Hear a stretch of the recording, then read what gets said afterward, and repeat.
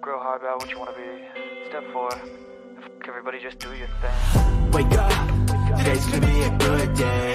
Wake up, today's gonna be a good day. Wake up. Welcome to Tales from the Field. My name is Bradley Ball. It is so good to be with you again. We are back and better than ever. Last week, I was live from the SQLBits Convention Center in Newport Wills with Buck Woody. On Monday last week, we released OpenAI prompt engineering using Azure bots, serverless, and Slack to be able to create a chat bot. It was wonderful. Marco joined me. It's a great video. It's super popular. You should totally check that out. And also on Wednesday, we released SQL Server for Beginners, how to stand up a free and quick SQL Server 2022 instance in seconds. We were using Docker containers in SQL Server Developer Edition, which gives you every single feature of Enterprise Edition. So literally, and I showed you when I ran a command, boom, in a second, there was a container right there. It's brilliant. Along with, we had daily shorts that we released every single day I was over at SQLBits. I didn't just catch a cold over there. I caught a lot of good times as well. You should go and check those out. If you didn't make it over to there, don't worry, because like I said, we've got a preview of what it was like. The planning for SQLBits 2024 is already underway. The organizers are on Twitter asking currently for input for people for what theme they should have for next year. So if you want your chance to influence that, go check that out. You don't want to miss a thing. We hope to be there. And speaking of Twitter and all those other places, if you want to interact with the show, it is so easy to do so. We are streaming right now on Tales from the Field. Josh Ludeman, Neeraj Jhaveri, SQL Balls, over on LinkedIn under SQL Balls. And we're also streaming on the hub for Tales from a Field over on YouTube. If you watch any of those and make a comment, one of my amazing colleagues will take your comment and they will add it to our stream. Speaking of those amazing colleagues, I am joined by, in for Andreas Padilla, is our good friend Daniel Tiller, DBA Bulldog, Josh Ludeman, and Chuck Norris has a picture of him hanging on his wall. It's your friend and mine, the one and only Neeraj Jhaveri. Neeraj, we dropped SQL Server for Beginners, how to stand up a SQL 2022 instance in seconds, plus daily videos when we were over at SQLBits. Busy times over here at Tales from the Field. How was your weekend? Weekend was fine. I mean, the videos are amazing, and even the SQLBits shorts were really good. Weekend was really good for me because I had a birthday week. I have my eldest daughter on the 13th, 16th was my younger one, and my wife was on 19th, so it was a birthday week for us. So every day was partying, probably. But, happy birthday to your daughter, to your wife. Oh, that's so great, man. That's wonderful. So was Did Neeraj say his wife is 19?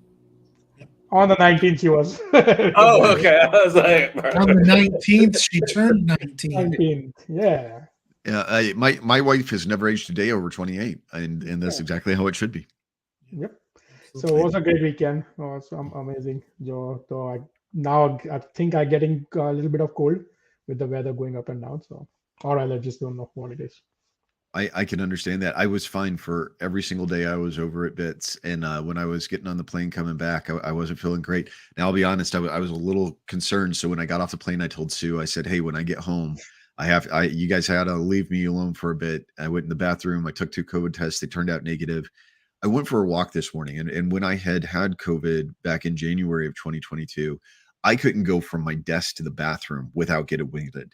And so I knew if I could go out, and I didn't run or anything like that. I didn't push myself too hard, but I just went out for a walk. It was my normal 6K route. Absolutely gorgeous sunrise this morning. It was nice, cool temperatures, perfect weather. And I walked all 6Ks and I didn't have any issues with my lung capacity. So I went, okay, this is just a flu, 2 negative tests, and I still have lung capacity. I'm good. So they brought their bugs, but it's okay. Exactly. Yeah. Yeah. It's scary because it all presents in the same way. Oh yeah. Yeah. You don't know. So Brad, besides your cold, how was SQLBits? I mean, tell us something insights of it. Oh my goodness. It was so amazing. So that first day, I'm not going to lie, it was a little bit rough because I left Monday from Orlando. Tuesday morning, the plane landed at London Heathrow. And then I went from there to a tube ride down to Paddington Station. Paddington, I took a train out to Newport Wells. It was beautiful seeing the countryside, seeing sheep as you were going by, because typically in the US, like you would see cows or you would see horses, sheep all over the place. It was fantastic. And we got there and it's in this gorgeous manner. Apparently they had the Ryder Cup for golf there, the championship back in the 2000s. Oh, thank you, Mark. Yeah, looking very fresh after all that travel. I did my best. I did shower this morning. Sue was happy about it too. Yeah, Brad cleans up well. So Brad, just curious, the attendance at SQLBits, it looked for in person, and it looked like there were a ton of people there. What was the view from the ground? I mean, from your perspective. Yeah, I'll be honest. I don't know the numbers yet for the whole conference, but it would not surprise me to hear that we had, over 3,000 people there easily. Wow. There in Bob Ward's pre-con, we had over 100 people that were there in person. As a matter of fact, there were so many people they had to add tables to the room. And originally, like those of us that were proctoring had set up on the back table, and we were told very quickly, "Hey, you got to pull your stuff off of there because we're going to need the space for attendees, and we might not even have room for all the attendees." And there were, it was a fantastic turnout for my 20-minute session. I was shocked when I saw the numbers. I knew the room was packed and it went really, really well, but I had over 90 people in the room for my soft. Wow. 90 people in the room. That's skill session. Crazy. Those are great numbers, Brad. 90 people in the room. Yeah. Oh, Mark comes in with Mark. the numbers. 2,573 registrations in person and virtual. That's awesome. That's a huge event. That is incredible. That's enormous. It is. So we can go back and watch it, I'm assuming, like we've been able to do other SQLBits. Brad, I'm interested to know, because you were teasing it for months, what was the session and how did it go with Patrick? Yeah, I'm going to tease it for just a minute longer, because this is one of the things that I love about SQLBits, right? Nobody else does this but SQLBits. SQLBits does two things. Well, it does many things very, very well, but it puts the sessions online afterwards for people to be able to view them and learn from them for free. And there were so many that I didn't get to make a chance to go see. I can't wait to go do that. I don't have to go buy those sessions as an attendee. They're up and they're online. And then the second thing is they do a free community day on Saturday. Instead of ending the conference on a Friday, there is a really big general session day. So if you think about it, it would be like having the Path Summit and then Saturday is a SQL Saturday or Live 360 or Ignite. And nobody else does that. Like everybody could say, here's a free day where the general public can come in and we've got people from Microsoft and all of that. Only SQLBits does that. And I think it's just incredible between the recordings and that. I just want to give a major props on that, because it to me makes that community stand out. It shows the true mission, which is to educate the community, not make a buck. Right. So the service, the amazing service that we were talking about was Azure Data Explorer, also known as Cousteau. And the reason is because you can scale it to thousands of nodes. You can have as many as, up to, I think it's over 10,000 concurrent connections running off of it. The unformatted videos are already available on demand. Christian, thank you so much. That's incredible. And again, only SQLBits does this, and it is absolutely so wonderful. And you can see what an amazing community we have. Folks that are already, letting us know. If you go over to YouTube and you put in SQLBits, and we'll put a link in the description of this to be able to make sure you can get to this channel if you're watching this on a recording later. Just go to the SQLBits channel, and it's so much great content is there over the years. I think to Rob Farley, who we've had on before, Rob, and we've talked about him a ton of times. He did one of the best sessions on joins that I've ever seen, and it was like pre-pandemic. I want to say like 2014, 2015, something like that. Great session, but that's still out there that you can go and you can view. I mean, SQLBits, and the costume party is amazing. But the learning is amazing too. Your costume party shorts were really great. I mean, check it out on Tales from the Field. They were really good. I that's the one reason I always want to go, because this year I was ready to play like Gandalf the Grey or like the Mad Wizard, and it would have been perfect. Like, you'll always be our Gray. Well, and next year, one of the things that I think we have to do is we have to make sure that we put in a good pre-con. that we've got that content developed, that we all submit. I mean, because this is just such a wonderful community conference. That's the thing. No matter what day of the week that you're going, the soft skill discussion on Friday, one of the most gratifying things was I had a bunch of people come up to me at the party, and some of them were younger members of our community, and they were saying, often in a soft skills session, it's stand like this, do this, here are these steps.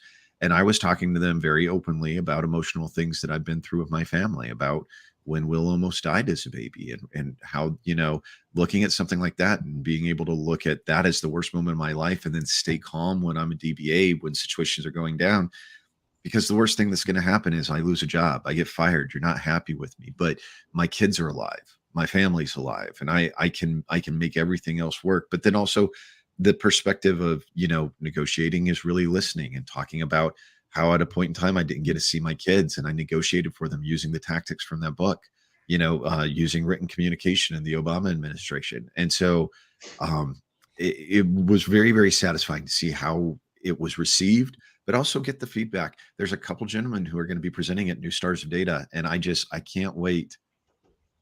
Oh, thank you, Christian. I appreciate it. Yeah, the feedback on the soft skills session was just fantastic. And as a matter of fact, a lot of people a lot of people had said to me that I should submit it for an hour, and there's some good books that folks have recommended to me that I'm going to listen through, and I think that we've got a wonderful chance to be able to make that an even better session. So yeah, I love the conference, I love the feedback, I love the interaction with people, and the chance to be a part of the community. This was just stellar. And I love that, Brad. That's one of the things I love about you, is that you have the soft skills, the sensitive side, right? And actually, everybody on these videos right here, if you don't know it, have a very sensitive side to them, and we'll look out for each other.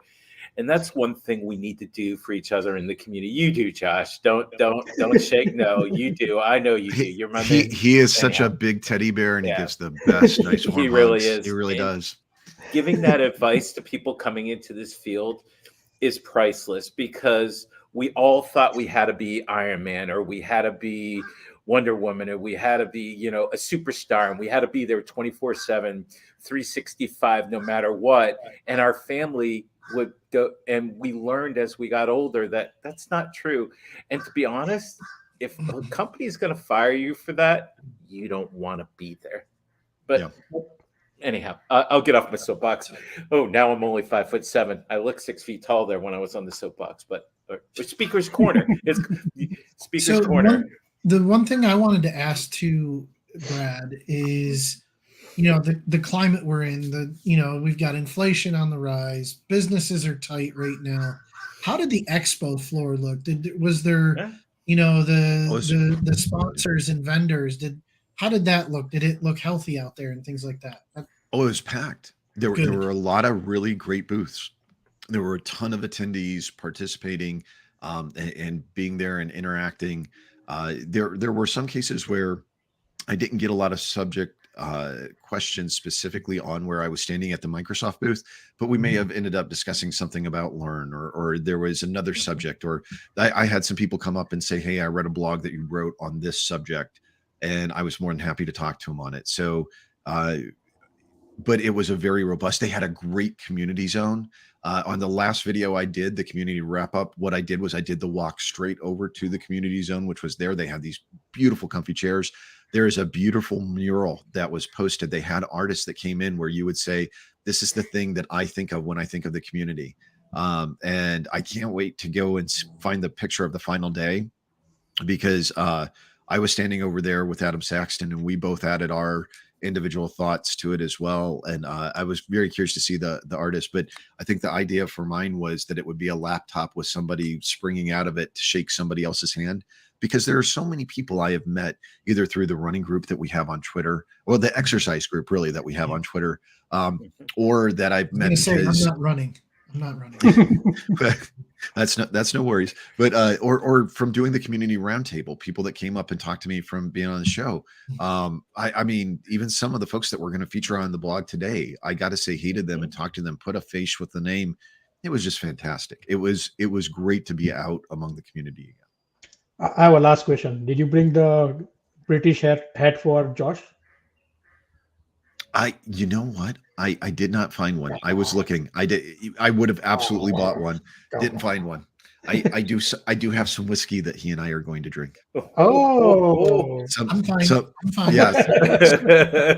some Welsh whiskey, and it was very, very nice. Oh. ooh. Well, hey, speaking of this wonderful community, let's get over to this roundtable. I appreciate y'all asking so many questions. We're gonna start out. Sorry, I was off on the wrong tab. Neeraj, I'm gonna start out with you. Performance tuning Synapse dedicated pools, understanding the query lifecycle.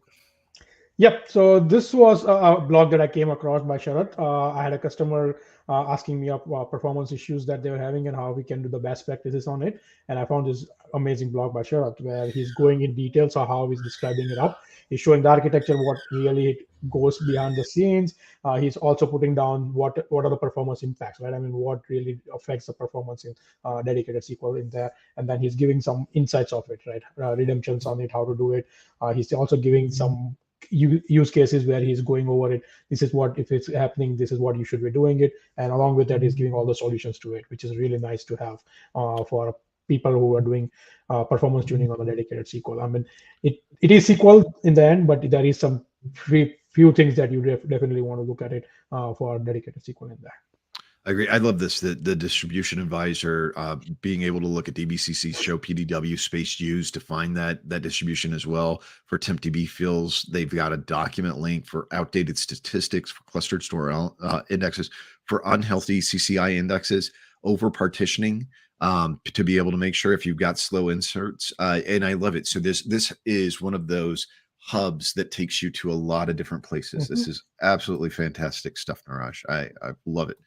Let's see. So I am up next, and I'm going to take us to another conference. I'm going to take us, excuse me, to Tracy Wigano's blog, and it's a call to action for female speakers to submit to 8KB.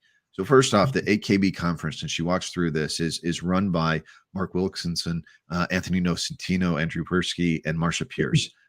All great people in their own right. And one of the things she discusses that she was speaking with a speaker, and they were invited to go speak, and this speaker said to her, I don't know how I would speak on this 500 level subject. And I get that can be very, very intimidating. And she has some wonderful advice in here, but she also says, hey, as a rally for this, let's go out there and let's get more people, more women specifically to submit to this. And I love it because we come from a technical community that just has a history of wonderful and amazing female speakers. Caitlin Delaney, Kimberly Tripp, Kendra Little, Aaron Stellato, Jess Schultz. There's so many, some that we've had on this show. Taryn Pratt. I mean, you know, if I just continue to sit there and mull on the subject, I'm going to get more and more names. There are so many amazing women out there that have deep technical skills, and it can seem intimidating, but I got to tell you, you just got to go for it. Don't let it hold you back. I've done a couple different deep dives, and my fear has always been the same fear that probably everybody has, which is it deep enough? Is it good enough? Don't worry about that. You have a perspective that is unique to yourself, and you know people. You're going to know people in the community you can draw upon. Everybody wants people to be successful. I would love it if we have an overabundance of female speakers at 8KB. It's a great conference to begin with, but I think this is a wonderful thing that Tracy did, putting this call out there. Nice. Agreed. All right. Up next, I have Dan, and we have Dr. Greg Lowe again. SQL setting local date and time for a session in Azure SQL Database. Yeah, Dr. Greg Lowe had a question about setting. So we work with users, right? We work with clients, and a lot of times they don't understand that when you go with Azure SQL DB, we can't change the region. It's all UTC. So they had a question around, how can I fix the time zones? How can I set the time zone in our dev test environment so we could get moving forward?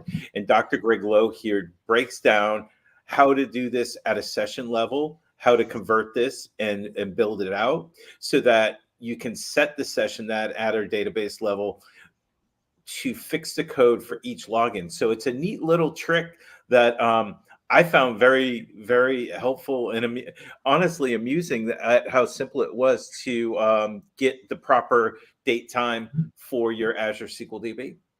So yeah, it was a great little article. It's a quick read. Try it yourself. So I was playing with this within my Azure SQL DB and going, oh wow, this works and is quite simple to fix this and do this little trick.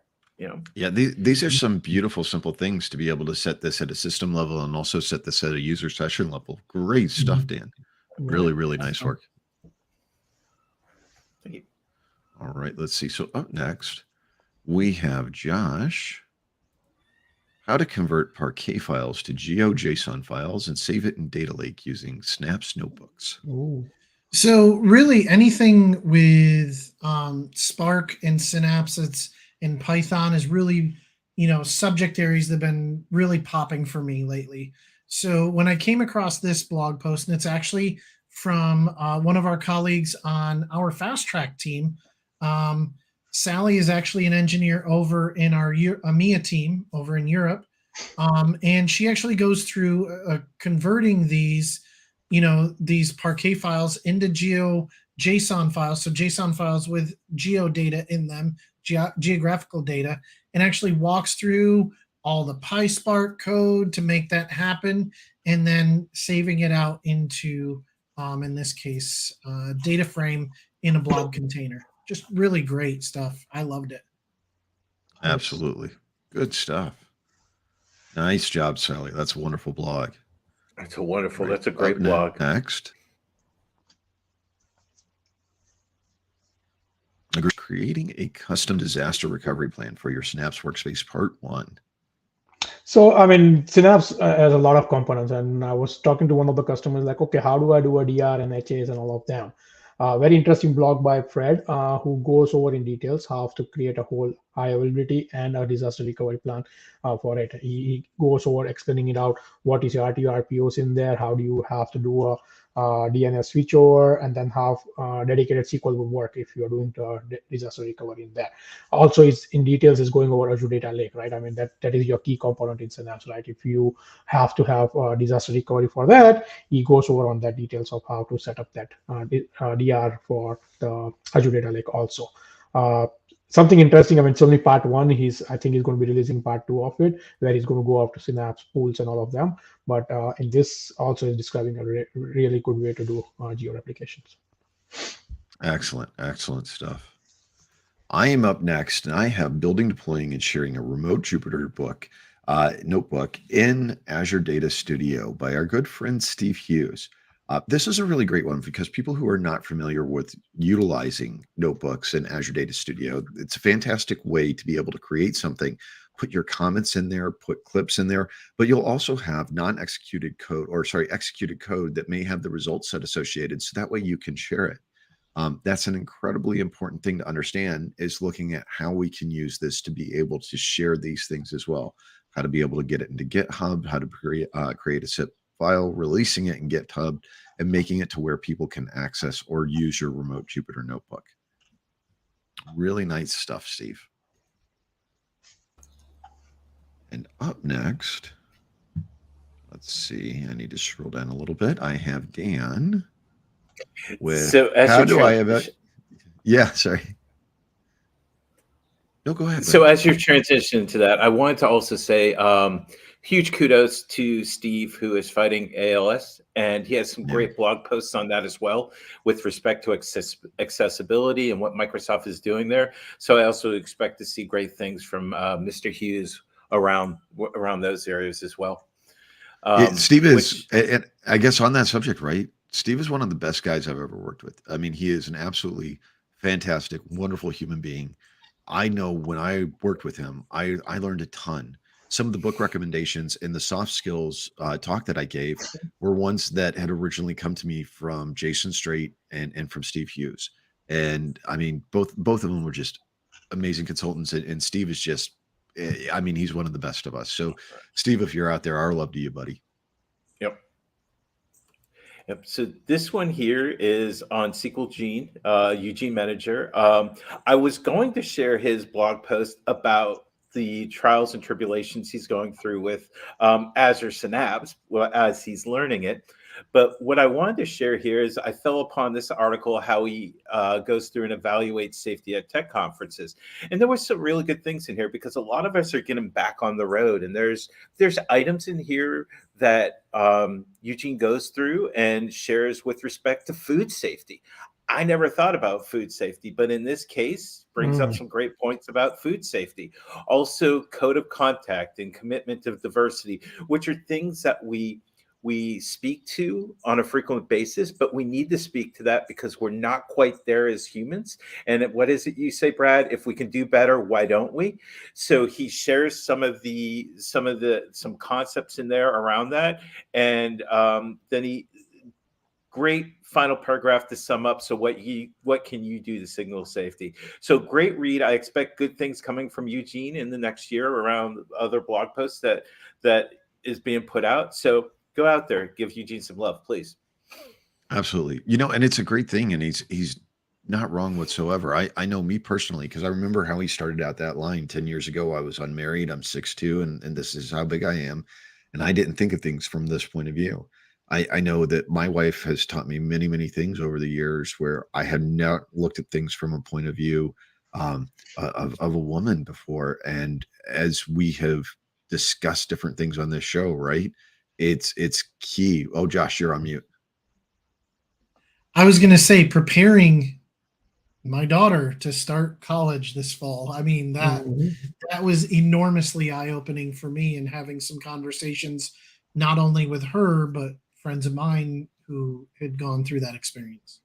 Well, and I don't mean to horribly embarrass her, but Serenity is 13. So we had that embarrassing talk recently. And one of the things I realized when I got to it was, when I talked to the boys, it was, hey, you need to understand your role, your responsibility, not to pressure people, not to do this. With her, it was incredibly different. It was, hey, you got to be careful with these things, and you need to understand this, and then you need to understand your rights, and you need to understand that people can't say this to you. And then it was also, hey, you need to understand, if you're in these situations, how to be able to call for help and do this. And you have to be aware of these different things. There's so many more dangers for women to consider out there. And it's one of those things where, from a point of view, it's not just women, right? It's also gay men. It's also trans people. It's, there's a whole world out there that we need to, if we do our job right, of people we just need to look out for. And you got to look outside of yourself to be able to get those opinions and go, here's how I can be better. And Dan, you're right, because I was about to say it. If we could be better, why wouldn't we? All right. Sorry. I took your soapbox, Dan. And now I'm going to go back over to Josh. Josh, you've got Azure Data Factory, global parameters, and Azure Bicep templates. Hey, Josh, before you start, Josh, go ahead, Dan. Brad, you never need to apologize for bettering the people and making it better for other people. You never have to apologize for that, my friend. Never. Thanks, buddy. All right. So let's go focus on Tao Yang and MVP. Oh, let's just. Oh, so what Carol wanted to know is, will we be adding the links to the blogs we mentioned earlier? In actuality, I believe, Brad, this goes in the description, correct? Or does this go in the comments? Well, I'm going to put this in the description, but I also put it in the comments to make sure that people have the links to it. And then we will have a blog post the following morning, the following Monday, where I put all the links in that blog post. So Carol, thank you so much for asking that. Absolutely. We want to make sure that we get these blogs out there, that we're not just talking about them. We want people to be able to read them and use them as resources themselves. Thank you. No, absolutely. And so really quick one on this post. So I was scanning some blogs that, different newsletters and things I get that came in. This one caught my eye because I did not realize this. But when a data factory is created, and say you use a Bicep template to create it, that Bicep template does not include the global parameters of the data factory in it. So if you deploy one based off of a data factory off of a Bicep script and then add global parameters, the global parameters are not in there. So you have to have a post deployment to create a config file of your global parameters, and then commit that into your repo and run that as like a post deployment to re-add your global parameters. Something I completely wasn't aware of until I read this article. Great article by Tal. He's an MVP out of Melbourne and gives you all the things you're interested in, including a link to his own repo with a demo of this, because he came across this doing his work. So obviously couldn't exactly share the root code of when he found the issue. But he did create a demo accordingly. And it's just a great article to walk you through and get that done.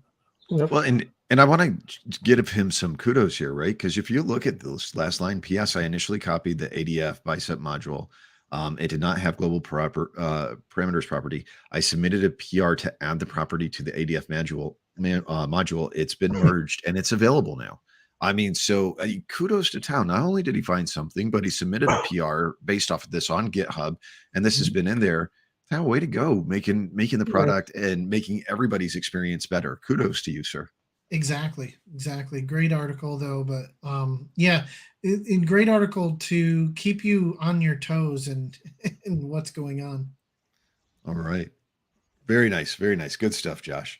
Good stuff, Tao. Neeraj, you are up next. What a wonderful thing. I loved this sign that they had at the conference. My Week at SQLBits 2023, Why You Should Send Your Employees to Conferences by Kay Sutter. Yeah, so we heard from Brad, and we wanted to bring you more people what they are saying about SQLBits. So definitely Kay goes over on details. So he even has pictures in there. He even has some of the people who did some conferences. But the best part is he's saying why you should be going, sending employees or sending people to these conferences, right? The biggest one is you are networking, right? And you're learning directly from the MVPs, directly from the Microsoft team up there. And that is something that is going to always help your employees grow faster in Azure. So definitely a good way he wrote it down, along with what he did in SQL. I mean, he goes from the day he lands at Heathrow to all the way to the end of the day. So end of the conference, I mean. So very nicely done with some pictures in there. And look, there's Tracy, whose blog we were just talking about earlier. That's so awesome. And here, let me scroll some of this. Yeah. Oh, I love the shout outs to the different wonderful people that were out there. Great blog. This is great stuff. And I've seen so many people, there's definitely a glow in the community after this conference. I think that SQLBits it was the largest Azure data conference in the world last year. I think it's got the potential to keep that going for quite some time. And they've got something really special going over there. It's a really good time. Let's see. I am up next. I have Mr. Andy Cutler, and we are looking at connecting Power BI to Azure SQL Database using private endpoints. This was a really great blog because we have customers that are looking at how to do this all the time. And he breaks this down. He's got a really simple topic process to be able to walk through here, creating the VNet, configuring the Azure SQL networking, the private endpoint, the VNet subnet for the Power Platform, adding the platform as a resource provider, adding the subnet. I love it. He goes through all these different details to make sure that you can set this up and understand how, if you're using SQL Server on a private endpoint, you can still use Power BI to be able to access it, to be able to do your refreshes, and get this content together. Super detailed and super great stuff. I love all the screenshots. Fantastic work, Andy. This is just great. That's a great one. I needed this week only. So yeah, this is good. Yeah, I always love it when it's something that we're using with the customer, right? All right, so Dan, I have you up next. The amazing Kendra Little has why read committed is the default isolation level and what to do next. So here's the thing. Kendra Little is amazing there's people that I admire in this world. Kendra breaks things down so easy to understand and bullet points everything out perfectly. So actually, Neeraj and I were talking about this a little bit the other day, and this is a great link, Neeraj, right here that I think I still owe you. But she speaks to how and why Microsoft decided to make RCSI, Recommitted Snapshot Isolation Level, the default in Azure SQL DB, how it helps, how it could deter some things from working properly, some of the things you should do, and then an excellent write-up. So this is a great article if you need to understand blocking and locking within Azure SQL DB with respect to our recommitted snapshot isolation level. Also, it has another great link at the bottom to go just learn about recommitted snapshot isolation level. As a matter of fact, I'm going back to watch this because there's things that I didn't even remember that I was like, oh, a little light bulb went on. So another great article by Kendra. And it's definitely worth the watch of the video and the read of the blog post if you're working with our CSI. I love anything that has a good video to be able to walk through as well, because some of us are very visual learners, and that is so incredibly helpul. Yeah, so totally last but certainly not least, we have Never Mr. Josh least. Littman. Never least. Not number one in our hearts and also our minds. Right Coming here, to you live from the east side. Josh has Azure Data Factory CI/CD with GitHub Actions. Yeah, so for me, this one came up because I was looking for articles around using GitHub Actions for deployment with Data Factory. So I wanted to kind of do some pre-read on that. And I found this article actually from Olga, who works with our startups and cloud native workloads team in Azure CXP. And she wrote a great article here, just again, walking you through doing CI/CD with GitHub Actions and Data Factory. And for me, again, you guys know, I like as soon as something starts to get released as possibly a new direction or new path forward, I start diving in. GitHub Actions, I've been all over. I know some people still love the visual pipelines and in ADO and Azure DevOps, but yeah, I'm getting in here into the, time to make Brad cringe. I'm getting into the YAML. Mm-hmm. Brad does not like the YAML. I'm not a big fan of it, but in the right place, I'm okay with it. It's just I don't like it if it doesn't have a good reason, right? Doing things when you could WYSIWYG it just fine without the YAML. Don't get that, but everything else, and I get it. If you're going to use the YAML and then build the WYSIWYG to write the YAML, there you go. I hear you. You're talking YAML. Okay. Well, I guess it's time to wrap things up, right, Josh? Absolutely, and I should start on that stuff to wrap it up. So don't forget that this week, tomorrow, as a matter of fact, we're going to drop our MS Tech Bits. It's going to be inside the SQL Server transaction log. So if you want to dive a little bit deeper into the transaction log, this is a wonderful thing for you to join. SQL Bits recaps, we have all those videos live. We also have the MS Tech Bits that we talked about from last week at the top of the show. Next Tuesday is our roundtable. So if you're producing content out there, if you've got blogs, if you've got videos, we want to hear from you. Post us in a comment, hit us up on LinkedIn, hit us up on Twitter. We would love to feature your content on the show that is created from the community and by the community. If you are in Jacksonville, Florida, there's a pre-con coming your way. Myself, Neeraj Jhaveri, Dan Taylor, all of us, we are teaching you DBA Fundamentals 101. It's a day of DBA fundamentals, but you don't have to just go to our pre-con. At Jacksonville, they've got 3 great ones. Bob Ward is doing his SQL 2022 workshop. Wow. So what he just did at SQLBits is going to be available to the folks in Jacksonville, Florida. You'd want to check that out. And then our good friend, Ginger, she has a wonderful pre-con coming up, which is going to be on Azure Synapse Analytics and Power BI. So if that's what you're looking for, go and check that out. We want to see you up there. There's going to be a ton of general great sessions. I can't wait for the schedule to drop. Guys, is there anything else I'm forgetting? No, if anything, all I wanted to do was just reiterate what you said. If you have content that you'd like us to feature on the roundtable, hit us up on Twitter, TailsFTField, and let us know what's out there. I mean, we do our due diligence to find it, but we can't see it all. So please send it our way. Well, and thank you, Mark. This is very, very kind. I really appreciate it. I'm so glad that you followed us here on LinkedIn when it started. We can't wait to see you next time, and we hope we do. And Carol, thank you so much as well. We really appreciate all of you joining us today. Thank you so much. Be good to one another out there, and take care. Have a great day. Love y'all. Everybody. Do my best, man, I'll take it. Wake up, today's gonna be a good day. Wake up.